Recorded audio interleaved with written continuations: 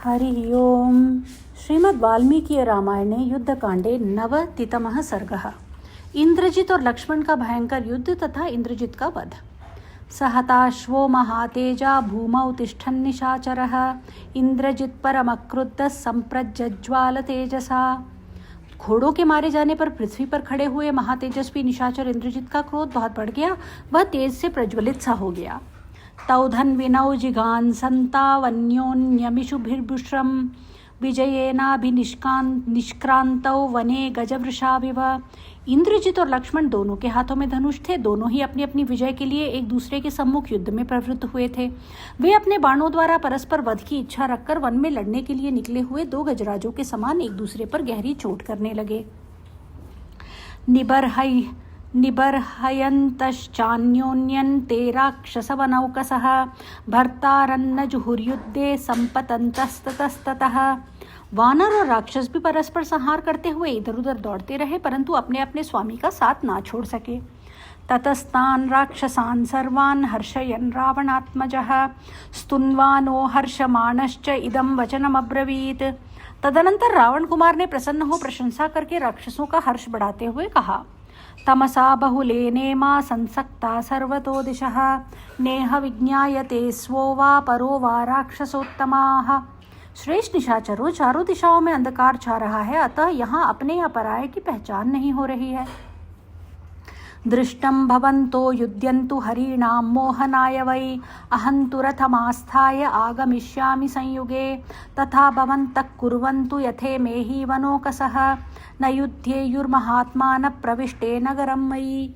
इसलिए मैं जाता हूँ, दूसरे रथ पर बैठकर शीघ्र ही युद्ध के लिए आऊँगा। तब तक तुम लोग वानरों को मोह में डालने के लिए निर्भय होकर ऐसा युद्ध करो जिससे ये महामनस्वी वानर नगर में प्रवेश करते समय मेरा सामना करने के लिए न आवें। इत्युक्त्वा रावणसुतो वञ्चयित्वा वनौकसः प्रविवेश पुरीं लंकां रथहेतोरमित्रः।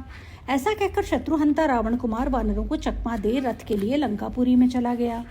सरथं भूषयित्वाथ रुचिरं हेमभूषितं प्रासाशिशरसंयुक्तं युक्तं परमवाजिभिः अधिष्ठितं हयज्ञेन सूतेनाप्तोपदेशिना आरुरोह महातेजा रावणिः समितिञ्जयः। उसने एक सुवर्ण भूषित सुंदर रथ को सजाकर उसके ऊपर प्रास, खड्ग तथा बाण आदि आवश्यक सामग्री रखी। फिर उसमें उत्तम घोड़े जुतवाए और अश्व हाँकने की विद्या के जानकार तथा हितकर उपदेश देने वाले सारथी को उस पर बिठाकर वह महातेजस्वी समर विजयी रावण कुमार स्वयं भी उस रथ पर आरूढ़ हुआ। सराक्षसगणैर्मुख्यैर्वृतो मंदोदरी सुतः निर्ययौ नगराद्वीर कृतान्तबलचोदितः। फिर प्रमुख राक्षसों को साथ ले वीर मंदोदरी कुमार काल शक्ति से प्रेरित हो नगर से बाहर निकला। सोभि निष्क्रम्य नगरादिन्द्रजित् परमोजसा अभ्ययाज्वनैरश्वैर्लक्ष्मणं सविभीषणम्। नगर से निकलकर इंद्रजित ने अपने वेगशाली घोड़ों द्वारा विभीषण सहित लक्ष्मण पर बलपूर्वक धावा किया। ततो रथस्थमालोक्य सौमित्री रावणात्मजं वानराश्च महावीर्या राक्षसश्च विभीषणः विस्मयं परमं जग्मुर्लाघवात् तस्य धीमतः। रावण कुमार को रथ पर बैठा देख सुमित्रानंदन लक्ष्मण, महापराक्रमी वानरगण तथा राक्षसराज विभीषण सबको बड़ा विस्मय हुआ। सभी उस बुद्धिमान निशाचर की फुर्ती देखकर दंग रह गए। रावणिश्चापि संक्रुद्धो रणे वानरयूथपान् पातयामास बाणौघैः शतशोथसहस्रशः। तत्पश्चात क्रोध से भरे हुए रावण पुत्र ने अपने बाण समूहों द्वारा रणभूमि में सैकड़ों और हजारों वानर युद्धपतियों को गिराना आरंभ किया। समंडलीकृत धनु रावणिः समितिञ्जयः हरिनभ्यहनत्कृद्ध परं लाघवमास्थितः। युद्ध विजयी रावण कुमार ने अपने धनुष को इतना खींचा कि वह मंडलाकार बन गया। उसने कुपित हो बड़ी शीघ्रता के साथ वानरों का संहार प्रारंभ किया। ते वद्यमाना हरयो नाराचैर्भीम विक्रमा सौमित्रिं शरणं प्राप्ता प्रजापतिमिव प्रजाः। उसके नाराचों की मार खाते हुए भयानक पराक्रमी वानर सुमित्रा कुमार लक्ष्मण की शरण में गए, मानो प्रजा ने प्रजापति की शरण ली हो। ततः समरकोपेन ज्वलितो रघुनंदनः चिच्छेदकारमुकं तस्य दर्शयन् पाणिलाघवम्। तब शत्रु के युद्ध से रघुकुल नंदन लक्ष्मण का क्रोध भड़क उठा। वे रोष से जल उठे और उन्होंने अपने हाथ की फुर्ती दिखाते हुए उस राक्षस के धनुष को काट दिया। सोन्यत्कारमुकमादाय सज्जन चक्रे त्वरन्निव तदप्यस्य त्रिभिर्बाणैर्लक्ष्मणो निरकृन्तत। यह देख उस निशाचर ने तुरंत ही दूसरा धनुष लेकर उस पर प्रत्यंचा चढ़ाई, परंतु लक्ष्मण ने 3 बाण मारकर उसके उस धनुष को भी काट दिया। अथैनं छिन्न धन्वानमाशी विषविशोपमैः विव्याधोरसि सौमित्री रावणीं पंचभिश्शरैः। धनुष कट जाने पर विषधर सर्प के समान 5 भयंकर बाणों द्वारा सुमित्रा कुमार ने रावण पुत्र की छाती में गहरी चोट पहुंचाई। ते तस्य कायं निर्भिद्य महाकार्मुक निसृताः निपेतुर्धरणीं बाणा रक्ता इव महोरगाः। उनके विशाल धनुष से छूटे हुए वे बाण इंद्रजित का शरीर छेदकर लाल रंग के बड़े बड़े सर्पों के समान पृथ्वी पर गिर पड़े। सच्छिन्न धन्वा रुधिरं वमन वक्त्रेण रावणिः जग्राह कार्मुक श्रेष्ठम दृढ़जं बलवत्तरम। धनुष कट जाने पर उन बाणों की चोट खाकर मुंह से रक्त वमन करते हुए रावण पुत्र ने पुनः एक मजबूत धनुष हाथ में लिया। उसकी प्रत्यंचा भी बहुत ही दृढ़ थी। सलक्ष्मणं समुद्दिश्य परम लाघवमास्थितः ववर्ष शरवर्षाणि वर्षाणीव पुरंदरः। फिर तो उसने लक्ष्मण को लक्ष्य करके बड़ी फुर्ती के साथ बाणों की वर्षा आरंभ कर दी, मानो देवराज इंद्र जल बरसा रहे हों। मुक्तमिंद्रजिता तत्तु शरवर्षमरिन्दमः आवारयद संभ्रांतो लक्ष्मणस्सु दुरासदम्। यद्यपि इंद्रजित द्वारा की गई उस बाण वर्षा को रोकना बहुत ही कठिन था, तो भी शत्रु दमन लक्ष्मण ने बिना किसी घबराहट के उसको रोक दिया। संदर्शयामास तदा रावणीं रघुनंदनः असंभ्रांतो महातेजास्तदद्भुतमिवाभवत्। रघुकुल नंदन महातेजस्वी लक्ष्मण के मन में तनिक भी घबराहट नहीं थी। उन्होंने उस रावण कुमार को जो अपना पौरुष दिखाया वह अद्भुत सा ही था। ततस्तान् राक्षसान् सर्वान् शिबिरैकैकमाहवे अविद्यत् परमक्रुद्ध शीघ्रास्त्रं संप्रदर्शयन् राक्षसेन्द्रसुतं चापि बाणौघैः समताडयत्। उन्होंने अत्यंत कुपित हो अपनी शीघ्र अस्त्र संचालन की कला का प्रदर्शन करते हुए उन समस्त राक्षसों को प्रत्येक के शरीर में 3-3 बाण मारकर घायल कर दिया तथा राक्षस राज के पुत्र इंद्रजित को भी अपने बाण समूहों द्वारा गहरी चोट पहुंचाई। सोति विद्दो बलवता शत्रुना शत्रुघातिना असक्तं प्रेषयामास लक्ष्मणाय बहून् शरान्। शत्रुहंता प्रबल शत्रु के बाणों से अत्यंत घायल होकर इंद्रजित ने लक्ष्मण पर लगातार बहुत बाण बरसाए।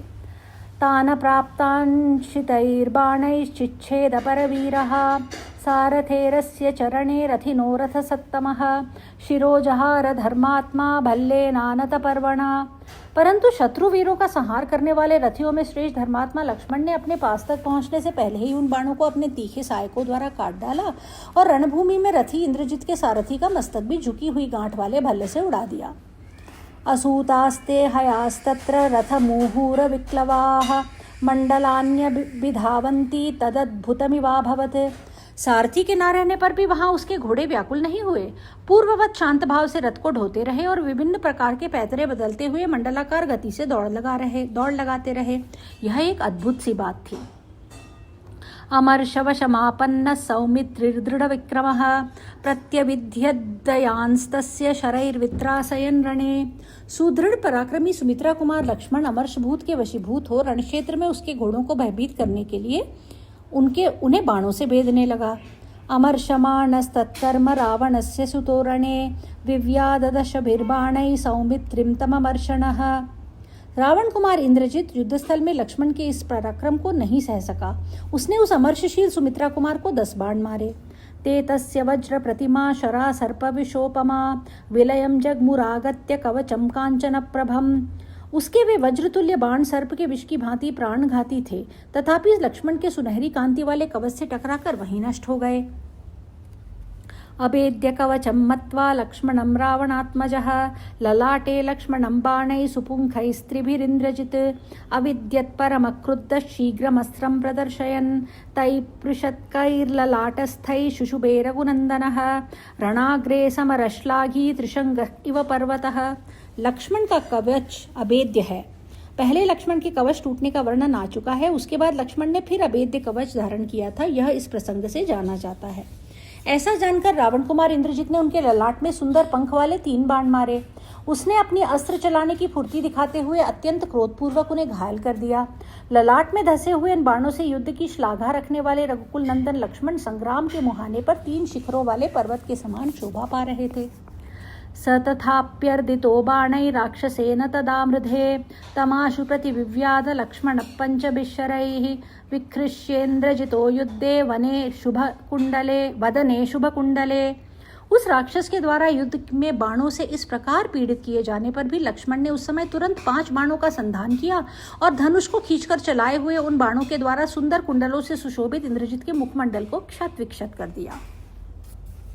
लक्ष्मणेन्द्रजितौ वीरौ महाबलशरासनौ अन्योन्यं जघ्नतुर्वीरौ विशिखैर्भीम विक्रमौ। लक्ष्मण तथा इंद्रजित दोनों वीर महाबलवान थे। उनके धनुष भी बहुत बड़े थे। भयंकर पराक्रम करने वाले वे दोनों योद्धा एक दूसरे को बाणों से घायल करने लगे। ततः शोणित दिग्धांगौ लक्ष्मणेन्द्रजितावुभौ रणे तौज्रे जतुर्वीरौ पुष्पिताविव किंशुकौ। इससे लक्ष्मण और इंद्रजित दोनों के शरीर लहूलुहान हो गए। रणभूमि में वे दोनों वीर फूले हुए पलाश के वृक्षों की भांति शोभा पा रहे थे। तौ परस्परमभ्येत्य सर्वगात्रेषु धन्विनौ घोरैर्विव्यधतुर्बाणैः कृतवा भावावुभौ जये। उन दोनों धनुधर वीरों के मन में विजय पाने के लिए दृढ़ संकल्प था, अतः वे आपस में भिड़कर एक दूसरे के सभी अंगों को भयंकर बाणों का निशाना बनाने लगे।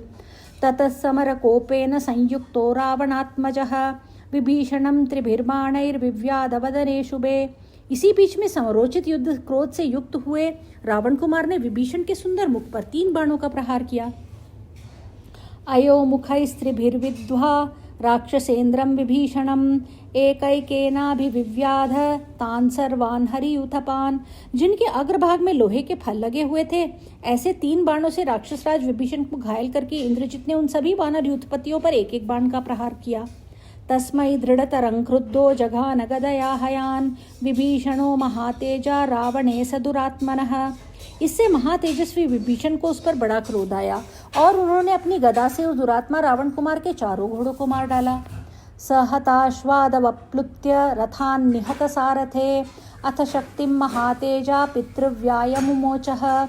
जिसका सारथी पहले ही मारा जा चुका था और अब घोड़े भी मार डाले गए, उस रथ से नीचे कूदकर महातेजस्वी इंद्रजित ने अपने चाचा पर शक्ति का प्रहार किया। तामापतन्तीं संप्रेक्ष्य सुमित्रानंदवर्धनः चिच्छेद निशितैर्बाणैर्दशधापत यद्भुवि।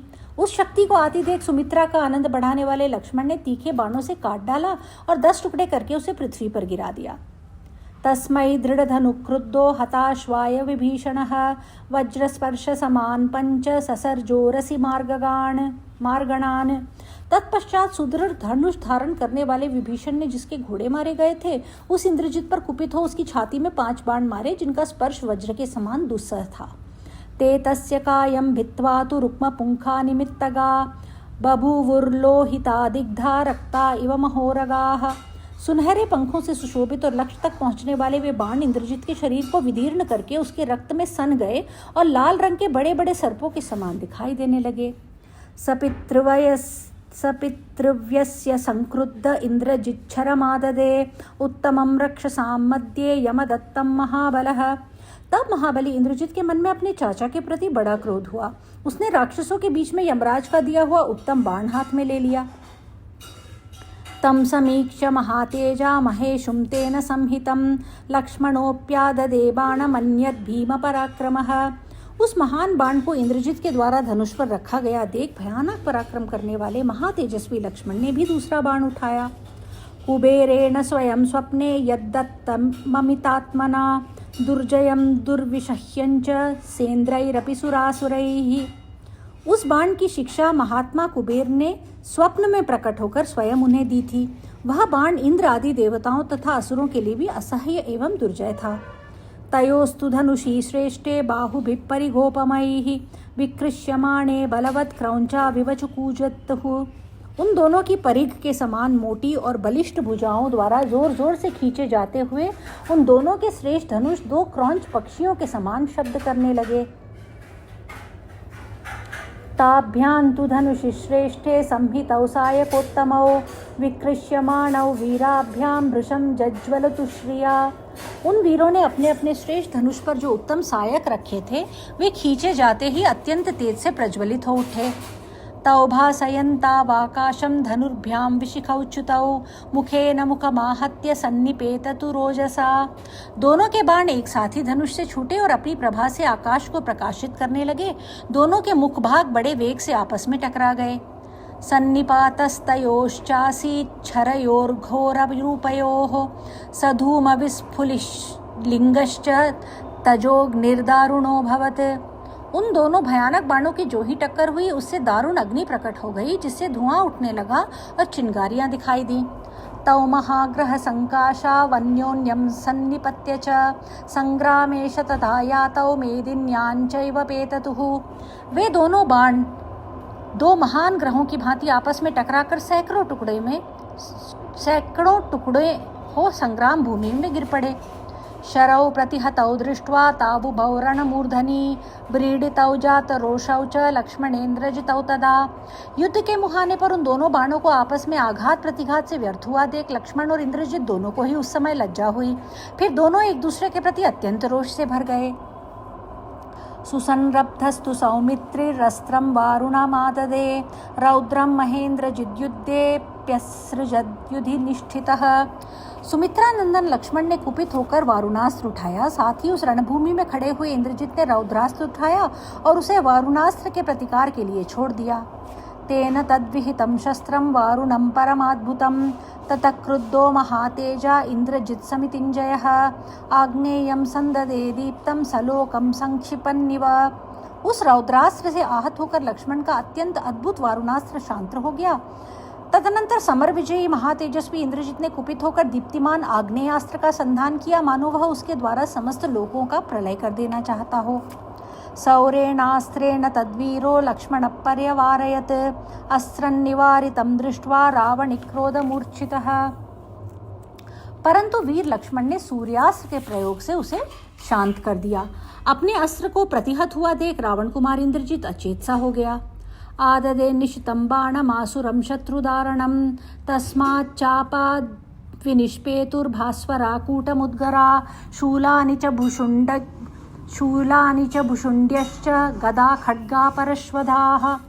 उसने आसुर नामक शत्रुनाशक तीखे बाण का प्रयोग किया। फिर तो उस धनुष से चमकते हुए कूट, मुद्गर, शूल, भुषुंडी, गदा, खड्ग और फरसे निकलने लगे। तद्दृष्ट्वा लक्ष्मणस्संख्ये घोरमस्त्रमथासुरम् अवार्यं सर्वभूतानां सर्वशस्त्रविदारणं माहेश्वरेण द्युतिमांस्तदस्त्रं प्रत्यवारयत्। रणभूमि में उस भयंकर आसुरास्त्र को प्रकट हुआ देख तेजस्वी लक्ष्मण ने संपूर्ण अस्त्र शस्त्रों को विदीर्ण करने वाले माहेश्वरास्त्र का प्रयोग किया, जिसका समस्त प्राणी मिलकर भी निवारण नहीं कर सकते थे। उस माहेश्वरास्त्र के द्वारा उन्होंने उस आसुरास्त्र को नष्ट कर दिया। तयो समभवद्युद्धम अद्भुतं रोमहर्षणं गगनस्थानि भूतानि लक्ष्मणं पर्यवारयन्। इस प्रकार उन दोनों में अत्यंत अद्भुत और रोमांचकारी युद्ध होने लगा। आकाश में रहने वाले प्राणी लक्ष्मण को घेर कर खड़े हो गए। भैरवाभिरुते भीमे युद्धे वानर रक्षसां भूतैर्बहुभिराकाशं विस्मितैरावृतं बभौ। भैरव गर्जना से गूंजते हुए वानरों और राक्षसों के उस भयानक युद्ध में के छिड़ जाने पर आश्चर्यचकित हुए बहुसंख्यक प्राणी आकाश में आकर खड़े हो गए। उनसे घिरे हुए उस आकाश की अद्भुत शोभा हो रही थी। ऋषय पितरो देवा गंधर्व गरुडो रगाः शतक्रतुं पुरस्कृत्य ररक्षुर्लक्ष्मणं रणे। ऋषि, पितर, देवता, गंधर्व, गरुड़ और नाग भी इंद्र को आगे करके रणभूमि में सुमित्रा कुमार की रक्षा करने लगे। अथान्यं मार्गणश्रेष्ठं संदधे रावघवानुजः हुताशन समस्पर्शं रावणात्मजदारणम्। तत्पश्चात लक्ष्मण ने दूसरा उत्तम बाण अपने धनुष पर रखा, जिसका स्पर्श आग के समान जलाने वाला था। उसमें रावण कुमार को विदीर्ण करने की शक्ति थी। सुपत्रमनुवृत्तांगं सुपर्वाणं सुसंस्थितं सुवर्ण विकृतं वीर शरीरान्तकरं शरं दुरावारं दुर्विषहं राक्षसानां भयावहम् आशीविषप्रख्यं देवसंघैः समर्चितं येन शक्रो महातेजा दानवानजयत् प्रभुः पुरा देवासुरे युद्धे वीर्यवान् हरिवाहनः अथैन्द्रमस्त्रं सौमित्रिः संयुगेष्वपराजितं सरश्रेष्ठं धनुश्रेष्ठे विकर्षन्निदमब्रवीत् लक्ष्मीवान् लक्ष्मणो वाक्यमर्थसाधकमात्मनः धर्मात्मा सत्यसन्धश्च रामो दाशरथिर्यदि पौरुषे च प्रतिद्वन्द्वस्तु तदैनं जहिरावणिम्। उसमें सुंदर पर लगे थे। उस बाण का सारा अंग सुडौल एवं गोल था। उसकी गांठ भी सुंदर थी। वह बहुत ही मजबूत और सुवर्ण से भूषित था। उसमें शरीर को चीर डालने की क्षमता थी। उसे रोकना अत्यंत कठिन था। उसके आघात को सह लेना भी बहुत मुश्किल था। वह राक्षसों को भयभीत करने वाला तथा विषधर सर्प के विष की भांति शत्रु के प्राण लेने वाला था। देवताओं द्वारा उस बाण की सदा ही पूजा की गई थी।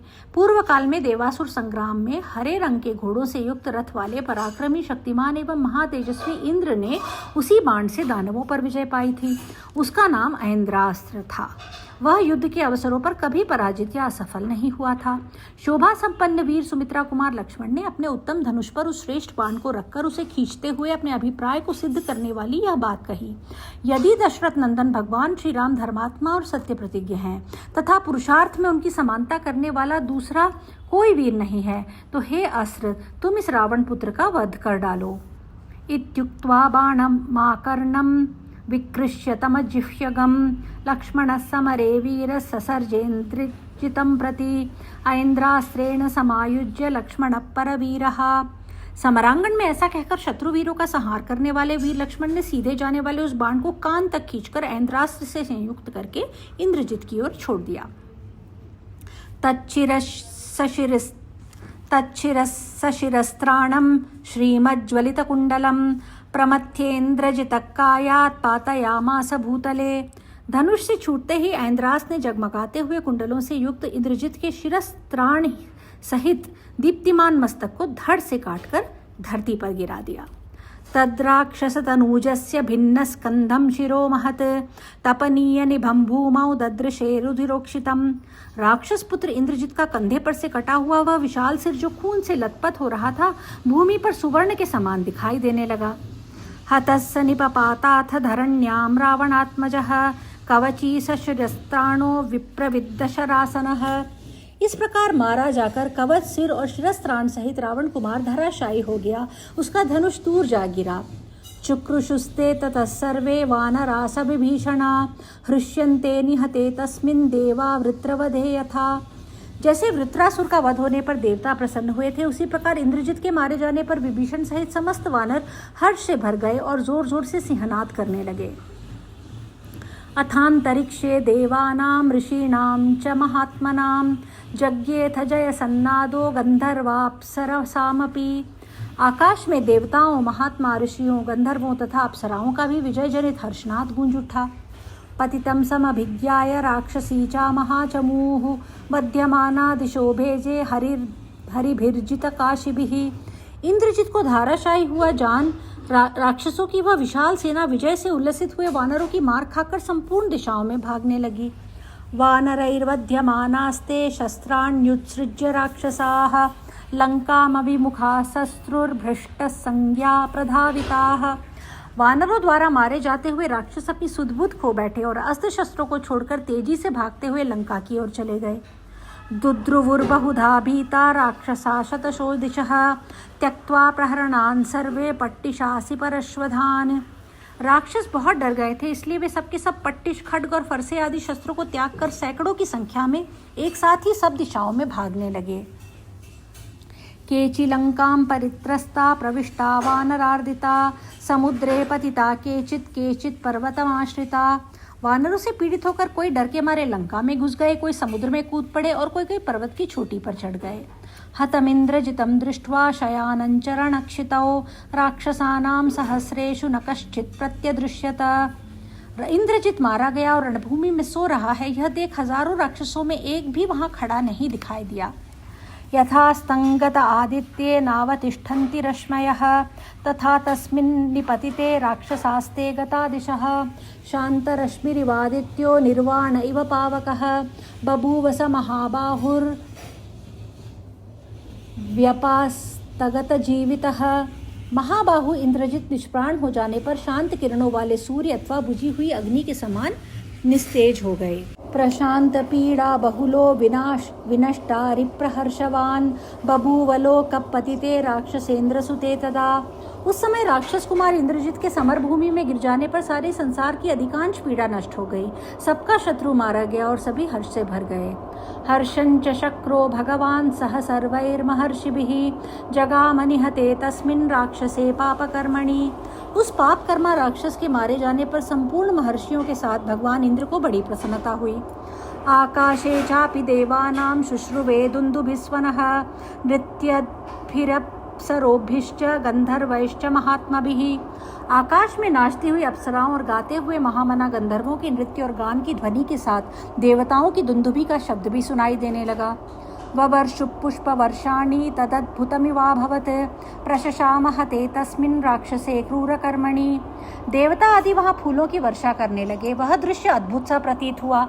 उस क्रूर कर्मा राक्षस के मारे जाने पर वहाँ की उड़ती हुई धूल शांत हो गई। शुद्धा आपो नभश्चैव जुहृषुर्देवदानवा आजग्मुपतिते तस्मिन् सर्वलोकभयावहे। ऊचुश्च सहितास्तुष्टा देवगन्धर्वदानवा विज्वरा शान्तकलुषा ब्राह्मणा विचरन्त्वति। संपूर्ण लोकों का भय देने वाले इंद्रजित के धराशायी होने पर जल स्वच्छ हो गया, आकाश निर्मल दिखाई देने लगा और देवता तथा दानव हर्ष से खिल उठे। देवता, गंधर्व और दानव वहां आए और सब एक साथ संतुष्ट होकर बोले, अब ब्राह्मण लोग निश्चिंत एवं क्लेश शून्य होकर सर्वत्र विचरें। ततोऽभ्यनन्दन् संहृष्टा समरे हरियूथपा तमप्रतिबलं दृष्ट्वा हतं नैरृतपुंगवम्। समरांगण में अप्रतिम बलशाली निशाचर शिरोमणि इंद्रजित को मारा गया देख हर्ष से भरे हुए वानर युद्धपति लक्ष्मण का अभिनंदन करने लगे। विभीषणो हनुमांश्च जाम्बवांश्च चर्क्षयूथपः विजयेनाभिनन्दन्त स्तुष्टुश्चापि लक्ष्मणम्। विभीषण, हनुमान और रीछ युद्धपति जाम्बवान ये इस विजय के लिए लक्ष्मण जी का अभिनंदन करते हुए उनकी भूरी भूरी प्रशंसा करने लगे। श्वेडन्तश्च प्लवन्तश्च गर्जन्तश्च प्लवंगमा लब्धलक्षा रघुसुतं परिवार्योपतस्थिरे। हर्ष एवं रक्षा का अवसर पाकर वानर किलकिलाते से कूदते और गरजते हुए वहां रघुकुल नंदन लक्ष्मण को घेर कर खड़े हो गए। लांगूलानि प्रविद्यन्तस्फोटयन्तश्च वानरा लक्ष्मणो जयतीत्येव वाक्यं विश्रावयंस्तदा। उस समय अपनी पूंछों को हिलाते और फटकारते हुए वानरवीर लक्ष्मण की जय हो यह नारा लगाने लगे।